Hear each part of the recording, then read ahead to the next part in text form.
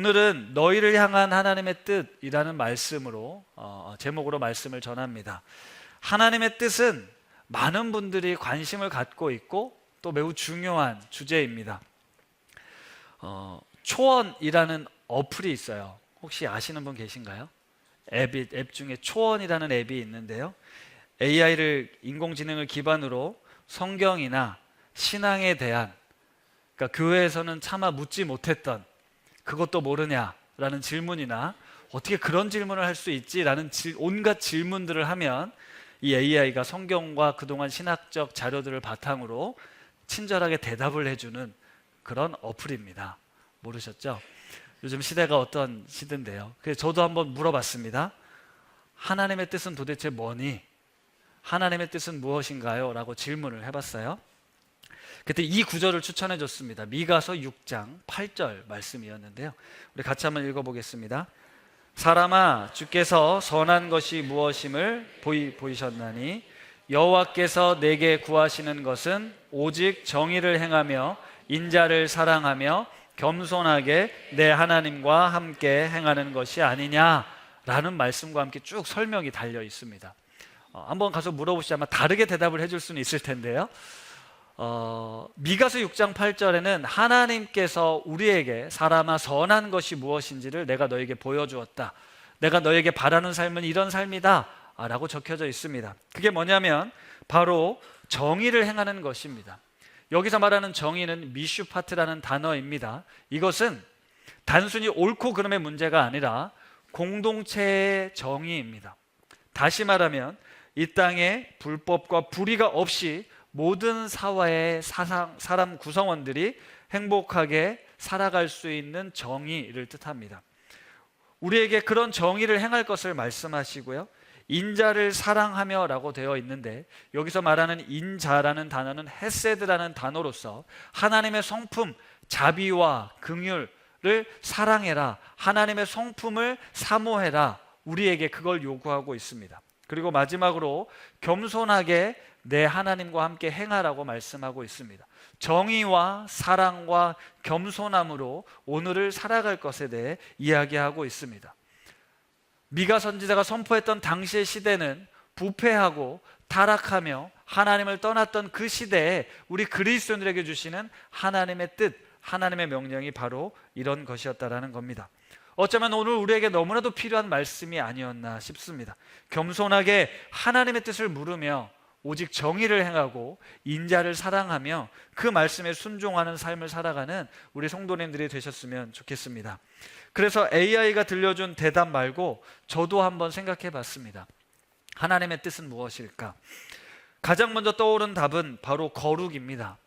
거룩한 삶을 사는 것이 우리 하나님의 뜻인데요, 마침 이번 주 금요일 하나시에 우리 최정원 목사님께서 거룩은 상태적인 개념이 아니라 관계적인 개념이다라는 말씀을 하셨습니다. 이게 무슨 말이냐면 거룩이라는 어떤 상태를 계속 유지하고 있어야 거룩한 게 아니라 내가 누구와 관계를 맺고 있느냐를 통해서 거룩이 유지된다라는 겁니다. 쉽게 말하면 저의 자녀들이 24시간 내 말에 철저하게 순종하고 행동할 때만 내 자녀가 되는 것이 아닙니다.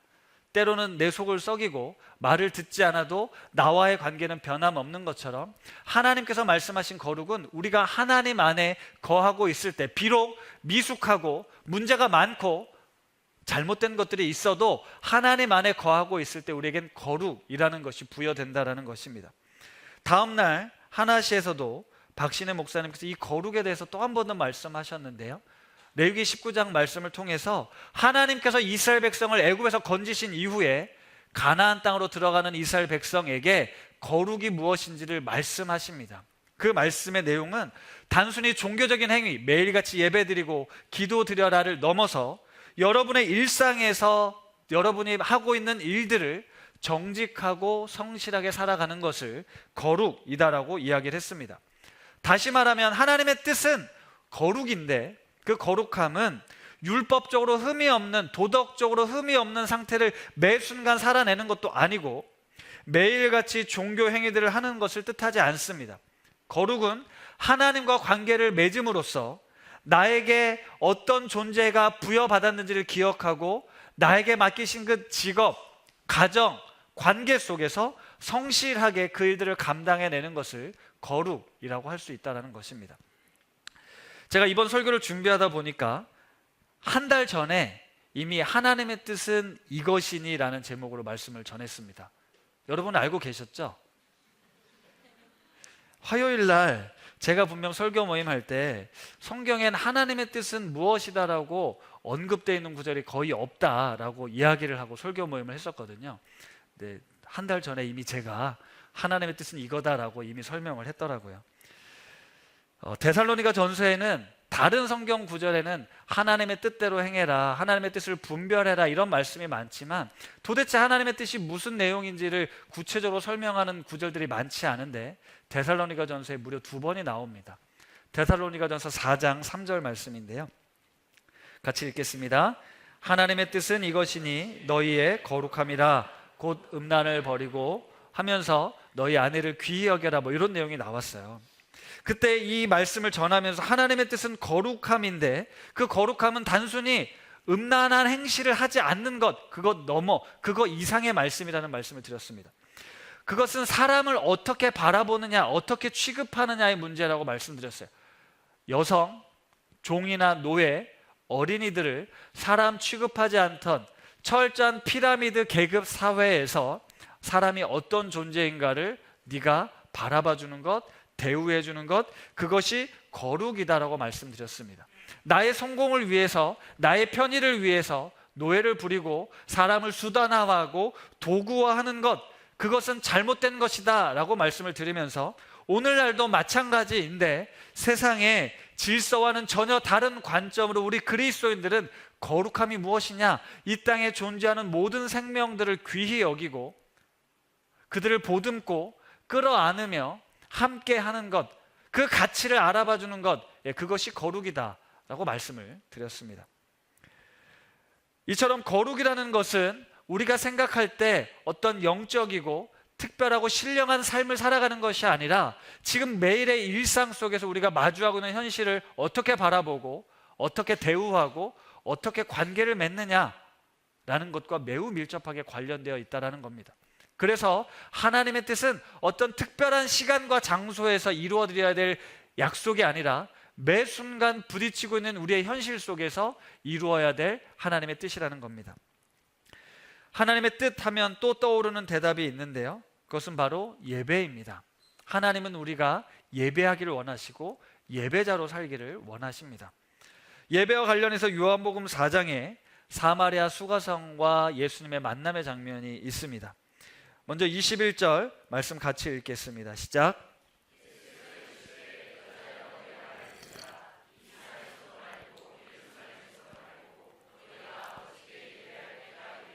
아멘.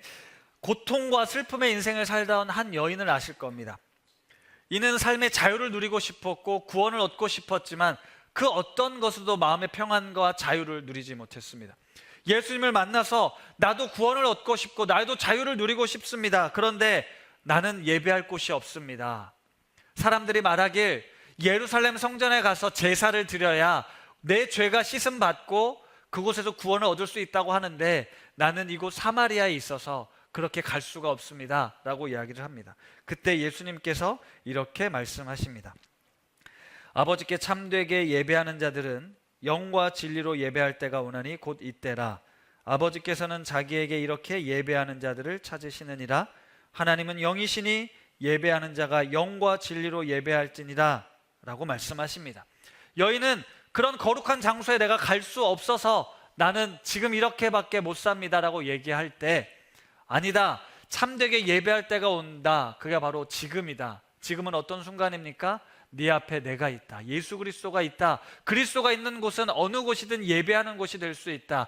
그곳에서 하나님의 신령과 진정으로 예배하게 될 때 네가 원하는 참된 구원과 자유를 누리게 될 것이다 라고 말하고 있습니다. 여기서 중요한 것은 예수님의 존재입니다. 그분이 계신 곳, 그곳이 어디든 상관없이 수가성의 한낮의 우물가여도 우리는 그곳에서 하나님을 예배할 수 있고 그분 안에서 구원을 누릴 수 있다는 겁니다. 모세가 광야에서 양을 치던 중 그가 늘 평범하게 다녔던 광야 한가운데 떨기나무 가운데서 하나님을 만납니다. 매일의 일상을 살았던 아주 평범한 곳이었지만 그곳에 하나님이 임재하셨을 때 그곳은 거룩한 곳이 되고 예배하는 곳이 되었습니다. 마찬가지로 여러분들이 설거지하고 있는 그곳에 우리 예수님이 거하시면 우리는 그곳이 예배하는 곳이 되고 거룩한 곳이 됩니다. 매일같이 일하는 책상이 늘 일하는 곳이지만 그곳에 우리 주님이 계시면 그 일터는 바로 예배터가 되고 거룩한 곳이 된다라는 것이죠. 하나님과 함께하고 있느냐, 그리스도가 지금 이곳에 있느냐가 우리에겐 중요한 문제라는 겁니다. 하나님의 뜻에는 우리가 평안을 누리는 것도 포함되어 있습니다. 요한복음 16장 33절 말씀 같이 읽겠습니다. 이것을 너희에게 이르는 것은 너희로 내 안에서 평안을 누리게 하려 함이라. 세상에서는 너희가 환난을 당하나 담대하라, 내가 세상을 이겼노라. 아멘. 여기서도 중요한 말씀은 이 평안이라는 것 역시 어떤 상태적, 상황적 개념이 아니라 관계적인 개념이라는 거예요. 지금 그 상황은 너희가 환난을 당하나 내가 너와 함께하고 있으니 너는 평안을 누릴 수 있다라는 말씀이에요. 내가 세상을 이겼으므로 세상을 이긴 내가 지금 너와 함께하고 있으니 너의 고난의 자리도 아픔의 자리도 슬픔의 자리도 참된 평안을 누릴 수 있다라고 분명히 말씀하고 있는 겁니다. 하나님 아버지를 절대적으로 신뢰하고 믿고 살아가는 우리들은 비록 이 땅에 두 발을 딛고 살면서 여러 가지 문제 또 고통, 내가 풀 수 없는 한계에 직면할지라도 그것들을 넉넉히 이겨내신 그분이 나와 함께하고 있다는 사실을 믿음으로 우리는 참 평안을 누릴 수 있게 된다는 거죠. 또한 하나님의 뜻은 우리가 구원받은 자녀로 살기를 원하십니다. 우리가 이 땅을 살아가면서 의로운 자라고 불리우기를 원하십니다. 죄의 문제를 해결함 받고 의롭게 되어 구원을 받는 것, 이것이 하나님의 궁극적인 뜻인데 우리가 의롭게 되는 것은 나의 노력이나 의지도 되는 것이 아니라 오직 하나님을, 오직 예수 그리스도를 믿을 때 우리는 의롭다 칭함을 받습니다. 로마서 3장 22절입니다. 같이 한번 읽겠습니다.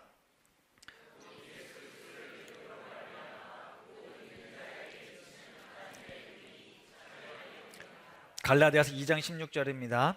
사람이 의롭게 되는 것은 율법의 행위로 말미암이 아니요 오직 예수 그리스도를 믿음으로 말미암는 줄 알므로 우리도 그리스도 예수를 믿나니 이는 우리가 율법의 행위로서가 아니고 그리스도를 믿음으로써 의롭다함을 얻으려 함이라. 율법의 행위로서는 의롭다함을 제가 없느니라. 제가 드리고 싶은 이야기는 내 스스로는 절대 의롭게 될 수 없다. 그러나 우리가 의롭게 된 이유는 하나님 때문이다. 예수님을 믿음으로 말미암아 그분과 내가 관계를 맺게 되고 그분의 자녀가 됨으로 말미암아 우리가 의롭게 되었다라는 거예요. 다시 말하면 예수님이 없다면, 하나님이 계시지 않다면 우리는 스스로 의로운 존재가 될 수 없습니다. 아무리 선행을 하고 도를 닦는다고 해도 우리 약한 본성과 죄성을 우리는 이길 수 없습니다. 요한복음 1장 12절, 영접하는 자 곧 그 이름을 믿는 자들에겐 하나님의 자녀가 되는 권세를 주셨다라고 합니다. 하나님의 자녀가 되기 위해서 수십 년간 애쓰고 노력하라는 것이 아니라 그분을 영접하기만 하면 하나님의 자녀가 되는 권세를 주셨다라는 거예요. 이것은 복음인데 이것은 나로부터 기인된 것이 아니라 전적으로 하나님으로부터 주어진 은혜의 선물입니다. 하나님과의 관계를 통하여서 우리는 전적인 구원에 이르게 된다는 것이죠. 그분과의 관계 속에 있을 때, 예수 그리스도를 믿을 때 우리는 의롭다 칭함을 받고 구원을 얻게 되는 것입니다. 앞서 말씀드린 모든 내용을 종합해 보면요, 거룩한 것도 마찬가지고 예배자로 사는 것도 마찬가지고 평안을 누리는 것과 구원을 얻는 것은 내가 어떻게 얻어낼 수 있는 것이 아니라 하나님과의 관계를 통해서 내가 그분과 관계를 맺음으로 인하여 그것들을 누릴 수 있게 됩니다. 하나님의 뜻은 이것인데 그것을 누릴 수 있게 해주는 건 결국 내가 하나님과 좋은 관계를 맺고 있을 때, 내가 하나님과 친밀한 관계를 누림으로 말미암아 하나님이 약속하신 거룩과 예배의 기쁨과 평안과 자유와 구원의 은혜를 누릴 수 있게 되는 것입니다. 오늘 본문은 아주 유명하고 우리가 잘 아는 말씀이었습니다. 항상 기뻐하라, 쉬지 말고 기도하라, 범사에 감사하라. 이것이 그리스도 예수 안에서 너희를 향하신 하나님의 뜻이다 라는 말씀을 우리는 잘 알고 있습니다. 하나님의 뜻은 항상 기뻐하는 거야. 쉬지 말고 기도하는 거야. 범사에 감사하는 거야. 그런데 우리의 삶은 어떻습니까? 항상 기쁘십니까? 쉬지 않고 기도하고 계십니까? 범사에 감사하고 계십니까? 그래서 이 말씀은 늘 우리를 좌절케 합니다. 하나님의 뜻을 너무나도 명확하게 아는데 그렇게 사는 게 너무너무 어렵다라고 우리 스스로 낙심될 때가 많습니다. 어떻게 이렇게 살아? 어떻게 말도 안 되게 이렇게 삽니까? 그냥 그렇게 살고 싶지만 그건 이상적인 이야기일 뿐 우리는 그렇게 살 수 없습니다 라고 치부해 버릴 수 있는 그런 말씀이에요. 우리가 주문처럼 하나님의 뜻은 이것이다라고 외울 수는 있지만 그렇게 살아내는 게 쉽지 않더라는 겁니다. 그러면 바울은 왜 편지의 마지막 이런 말씀을 전해준 것일까? 당시 특수 상황에 대해서 분명히 말씀드렸어요. 임박한 종말 사상이 있었습니다. 주님이 곧 다시 오실 거라는 약속을 믿고 기다리던 때였어요. 그런데 그런 성도들에게 바울은 정신 차리고 깨어 있어라고 말합니다. 조용히 너의 일을 힘쓰라고 이야기를 하죠. 그리고 지난주 말씀처럼 서로를 알아주고 서로 화목해라. 어려운 사람들을 붙들어주고 넘어진 자들을 일으켜주고 악을 따르지 말고 선을 행하라는 말씀을 하고 있습니다. 임박한 종말 사상에 우리로 하여금 모든 것 팽개치고 하나님 앞에 나와 예배하며 기도하며 복음을 전하라 하지 않고 너의 일상을 잘 살아내라고 말씀하고 있었어요. 그러면서 이어지는 내용이 오늘 본문 말씀이거든요. 그러니까 오늘 이 말씀은 그분과 관계를 잘 맺어라. 곧 오실 거다. 그러면서 이 땅을 살아가는 너희들에게 이런 삶을 살게끔 내가 해줄게 라고 하시는 복된 명령이라는 겁니다. 이 말씀은 내 삶을 다 포기하고 이상주의자처럼 광신도처럼 매일같이 기뻐하고 쉬지 않고 기도하고 범사에 감사하라. 너의 일상을 팽개쳐 놓고 그렇게 살라는 말씀이 절대 아닙니다. 너의 삶을 치열하게 살아내라. 하지만 그 삶에 하나님이 원하시는 게 무엇인 줄 아냐? 네가 그 자리에서 기뻐하는 것이고 그 자리에서 나와 대화하며 기도하며 관계를 맺는 것이고 내가 너에게 허락된 삶을 감사하면 좋겠다. 불평하고 원망하고 짜증내고 괴로워하지 말고 내가 너의 삶을 알고 있고 곧 다시 올 테니 너의 오늘을 이렇게 살았으면 좋겠다라는 명령이라는 거예요. 세상에서 잘 먹고 잘 사는 것 말고 하나님을 믿음으로 오늘이라는 이 현재를 네가 믿음으로 잘 살아내면 좋겠다라는 말씀이었어요. 하나님의 뜻은요, 먼 미래에 이루어야 될 어떤 목표가 아닙니다. 하나님의 뜻은 오늘 지금 여러분들이 거룩한 삶을 살고 오늘 지금 이곳에서 예배자로 살고 오늘 지금 이곳에서 평안을 누리며 구원받은 자녀로의 정체성을 가지고 살기를 원하세요. 마찬가지로 하나님의 뜻은 오늘 여러분들이 기뻐하기를 원하시고 오늘 여러분들이 기도하기를 원하시고 오늘 우리가 감사하기를 원하신다는 겁니다. 비록 내 삶이 그럴 수 없음에도 불구하고 아니야, 내가 너의 삶을 이렇게 책임져 줄 거야. 그러니 너는 정신 차리고 너에게 주어진 삶을 잘 봐라 라고 말씀하시는 겁니다.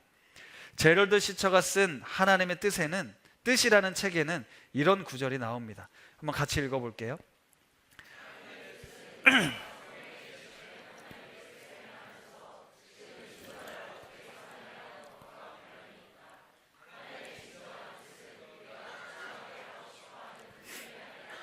날마다 해야 하는 작은 일들로 이루어진다. 성경에 게시된 하나님의 뜻을 지금 이 순간 어떻게 살아내느냐에 하나님은 관심이 있습니다. 우리가 뭔가 거창하게 하나님의 뜻을 꿈꾸는 것이 아니라 날마다 해야 하는 작은 일들 속에 하나님의 뜻이 담겨져 있다는 거예요. 다시 말하면 우리가 하나님과의 친밀한 관계 속에서 내가 어떤 존재로 오늘 살고 있구나라는 걸 알게 되는 겁니다. 그 삶이 얼마나 신비하고 경이로운지를 알게 되는 거죠. 그런 가치와 의미를 세상은, 사회는 빼앗아 갑니다. 끊임없이 경쟁하게 하고 끊임없이 달려가게 하고 끊임없이 페달을 밟게 하지만 그 존재가 어떤 존재인지를 모르게 만듭니다. 구원받은 하나님의 자녀로 평안을 유지하고 참된 예배자로 우리가 공의와 정의를 행하며 사랑을 실천하는 것, 매일매일의 삶에서 그 삶을 살기를 우리 주님이 원하신다는데요. 항상 기뻐하고 쉬지 말고 기도하고 범사에 감사하라는 이 말씀은 우리에게 불가능한 명령을 주신 다음 너 지키나 못 지키나 내가 지켜볼 거야, 그래서 지키지 못하면 벌 줄 거야, 그런 의미로 주신 말씀이 아니라 우리에게 너희는 이런 삶을 살 수 있어 라는 어떤 존재적인 명령입니다. 내가 너에게 바라는 뜻은 네가 비록 너의 삶의 어떠한 상황과 형편과 상관없이 나와 관계를 맺음으로 인하여 항상 기뻐할 수 있고, 내가 네 곁에 늘 있음으로 인하여 나와 기도할 수 있고, 내 삶에 허락된 것들 분복들을 감사할 수 있는 것, 네가 그걸 알았으면 좋겠다라는 존재적인 명령이라는 거예요. 율법적인 명령으로 너 지키지 않으면 벌받아, 이런 명령이 아니라 하나님이 나를 이런 존재로 살게 하셨구나 라는 하나님의 간곡한 명령, 존재적 명령이었어요. 에릭 프롬이 쓴 유명한 책에 소유냐 존재냐라는 책이 있습니다. 우리 모두는 이 소유와 존재의 문제에 봉착해서 둘 중에 하나를 늘 선택하며 삽니다. 세상은요, 우리에게 계속해서 소유함으로 자신을 증명하라고 합니다. 네가 어떤 집에 사는지, 어떤 차를 모는지, 어떤 직장에 다니는지, 얼마나 지갑에 돈이 많은지를 증명하라고 이야기를 합니다. 그게 너의 가치다 라고 이야기를 합니다. 물질 만능주의 세상은 이런 사고를 더욱 견고하게 쌓아 올렸습니다. 우리나라에서 이번 5월에 어린이날 아이들에게 설문을 했어요. 행복의 조건에 대해서 설문을 했습니다. 1위 뭘까요? 우리 아이들 자신 없으신가 보네요. 아이들은 가족입니다. 화목한 가족, 그 다음에 자신의 꿈의 성취, 그리고 3위가 건강이었어요. 아이들은 이런 행복을 꿈꾸는데요. 네, 이 아이들이 10대를 지나 20대, 30대가 되면 우리 20대, 30대 행복의 조건은 1위 충분한 소득, 2위 건강, 3위 가족. 가족은 이제 뒤로 밀려납니다. 세계에서 많은 나라들을 대상으로 오랜 시간 가장 가치 있는 것은 무엇입니까? 라는 설문조사가 진행되고 있습니다. 대다수의 국가들 그리고 선진국들은 가장 가치 있는 순위가 가족, 직업, 그리고 물질, 이런 순서로 나옵니다. 그러나 우리 대한민국은 거꾸로 물질, 건강, 가족의 순으로 수년째 나오고 있습니다. 대한민국은 유독 심하다고 합니다. 왜 그럴까 분석해 보면 우리가 급격한 경제 성장을 이룬 나라이기 때문에 그런 것 같습니다. 행복은 결국 잘 먹고 잘 사는 데 있다라는 것이죠. 여기에 기독교 신앙도 한 몫을 했습니다. 급격하게 부흥한 기독교, 그리고 대한민국이 잘 살게 되면서 우리는 하나님이 주시는 복을 경제적인 복, 성공의 복으로 착각했습니다. 그래서 하나님을 잘 섬기고 열심히 믿는 이유는 결국은 이 세상에서 잘 먹고 잘 살기 위함이 되었다는 거죠. 우리나라는 특별히 더 존재 가치보다는 소유 가치를 더 강조합니다. 소유를 추구하고 물질을 숭배하고 있다 보니 우리가 존재함으로 지금 누릴 수 있는 것들을 상실해 버렸습니다. 가족의 소중함을 상실해 버리고 일상의 평범함 속에서 감사함을 잃어버렸습니다. 늘 부족하고 늘 아쉽고 늘 원망스러웠습니다. 더 많이 갖지 못하고 남들보다 더 누리지 못함으로 인하여 우리는 하나님께서 우리에게 가지고 계신 그 뜻, 우리가 항상 기뻐하고 주님과 동행하며 감사하는 삶을 누리지 못했다라는 것입니다. 이것이 가슴 아픈 우리의 현실입니다. 하나님께서 우리에게 구원을 약속하셨어요. 예수님을 이 땅에 보내주시고 모든 사망의 권세를 깨뜨리시고 하나님 나라가 곧 임할 것이다 라고 약속하셨습니다. 그리고 주님이 곧 다시 오실 것이라고 말씀하셨어요. 그런데 하나님은 아셨습니다. 주님이 다시 오시는 그날까지 우리의 삶의 고난과 어려움은 계속될 거라는 걸요. 그것이 예수를 믿든 믿지 않든 주님이 다시 오시는 그날, 완성되는 그날이 오기 전까지 우리는 시련과 아픔과 슬픔과 괴로움이 끊이지 않을 것을 아셨습니다. 그래서 하나님께서는 하나님이 우리의 삶 가운데 너희가 소유 가치로 인해 불행한 것이 아니라 존재 가치로 인해서 너의 삶의 기쁨을, 감사를 알았으면 좋겠다라는 것이었습니다. 그 속에서 하나님의 뜻을 발견하기를 원하셨어요. 우리 그리스도인들은 이 세상을 살아가면서 다른 가치와 다른 기준을 가지고 어떻게 살아내는가를 통하여 우리는 이 시대 가운데 하나님의 뜻을 드러내야 합니다. 그렇게 하나님을 증거해야 하는 것이죠. 오늘 나오는 말씀에 뒤이어 19절에서 21절에 이런 말씀이 나옵니다. 같이 읽겠습니다. 성령을 소멸하지 말며 예언을 멸시하지 말고 범사에 헤아려 좋은 것을 취하고 악은 어떤 모양이라도 버려라. 성령의 사역을, 성령의 역사하심을 무시하지 말아라. 그냥 자기 본성대로, 자기 감정대로 행하지 말고 하나님께서 지금도 일하고 있다는 거, 그거 함부로 무시하지 말아라. 예언을 멸시하지 말라는 건 하나님의 말씀을 가벼이 여기지 말라는 것입니다. 하나님의 말씀을 그냥 쉽게 넘기지 말고 그 말씀 하나하나를 심각하게, 진지하게 받아들여라. 범사에 좋은 것을 취하라는 건 매 순간 분별하라는 말씀이에요. 하나님의 뜻이 무엇인지, 사단의 유혹은 무엇인지, 하나님이 기뻐하시는 뜻이 무엇인지를 늘 헤아려서 좋은 걸 취해라. 악은 어떤 모양이라도 버려라, 멀리해라, 이런 말씀인데요. 사실 오늘 이 본문 16절부터 뒤에 27절까지 나오는 이 데살로니가 마지막 본문은요, 개인에게 주신 말씀이 아닙니다. 데살로니가 공동체에게 주신 말씀이에요. 항상 기뻐하고 쉬지 말고 기도하고 범사에 감사하는 명령 역시 너희를 향한 하나님의 뜻, 우리 공동체를 향한 하나님의 뜻이라는 겁니다. 따라서 개인적으로 혼자 끙끙대는 것, 그래서 그것들을 성취해라는 말씀이 아니라 지금 우리 공동체 안에서 하나님이 정말 원하시는 뜻이 무엇인지를 서로 헤아리고 그 삶을 살라는 말씀이에요. 그렇습니다. 우리는 혼자서는 하나님의 뜻을 순종하기가 참 어렵습니다. 우린 깨어지기 쉬운 존재들이에요. 아주 작은 일에도 흔들립니다.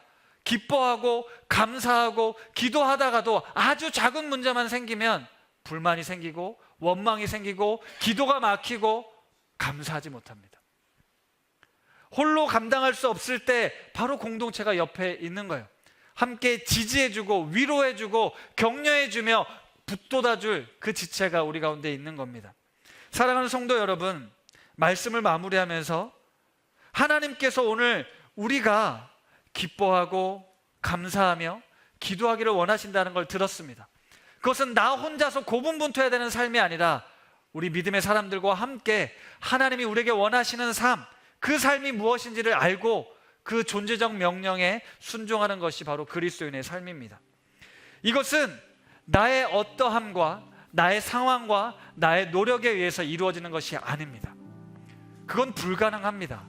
하지만 가능한 가장 중요한 이유가 있습니다. 그게 바로 우리가 하나님께 속해 있기 때문에, 우리가 예수 그리스도를 믿음으로 그분을 나의 구주로 받아들였기 때문에 가능합니다. 오늘을 살아가는 우리들의 고된 현실 속에서 말도 안 되는 이야기지만, 말도 안 되는 명령이지만 예수 그리스도가 내 안에 거하심으로 말미암아 우리는 이 존재적 축복을 누릴 수 있게 되는 겁니다. 그리고 홀로 그 뜻을 이뤄갈 수 없게 우리에게 공동체를 주신 거예요. 소유적 존재 가치를 추구하는 오늘의 현실에서 항상 기뻐하는 거요? 쉬지 말고 기도하는 거요? 범사에 감사하는 거요? 불가능합니다. 소유적 존재 가치를 추구하는 건 늘 갈증이 있고요, 늘 비교하게 되고요, 늘 경쟁하기 때문에 우리는 그것들을 누릴 수 없습니다. 우리가 살아가는 세상이 그러하기에 하나님께서는 우리의 존재 가치를 부여해 주시면서 우리에게 주신 삶의 명령은 이 불만과 원망과 고통과 아픔이 가득하는 그 현실을 네가 지금은 살아낼 수밖에 없지만 내가 다시 오는 그날까지 나와 함께 기뻐하고 감사하고 쉬지 말고 기도함으로 나와 관계를 맺자. 내가 너에게 주고 싶은 복은 이런 것이란다. 우리 주님이 말씀하시는 겁니다. 진정한 믿음의 사람들, 하나님을 제대로 믿는 사람들은 나라는 이 존재가 하나님이 원하시는 이 뜻, 이 복을 누리며 살기를 원하신다라는 걸 알게 됩니다. 나의 일상을 통해 하나님의 나라가 이루어지는 걸 하나님은 원하신다라는 것입니다. 사랑하는 성도 여러분, 마지막 종말의 때 거짓 가르침과 사단의 공격이 거세지는 지금 우리는 더욱 성령님을 의지하고 하나님의 말씀을 붙들며 지혜롭게 분별하여 매 순간 하나님의 뜻을 선택하면서 악을 버리고 선을 행하는 삶을 살아야겠습니다. 오늘이라는 이 현실, 암담하고 캄캄하고 괴로운 우리 현실 속에서도 우리가 하나님의 사람으로서, 하나님의 존재로서, 하나님의 형상으로 지음받은 사람으로서 나의 일상을 통해 하나님의 뜻을 성취해 가시는 우리 우신 가족들 다 되실 수 있기를 바랍니다.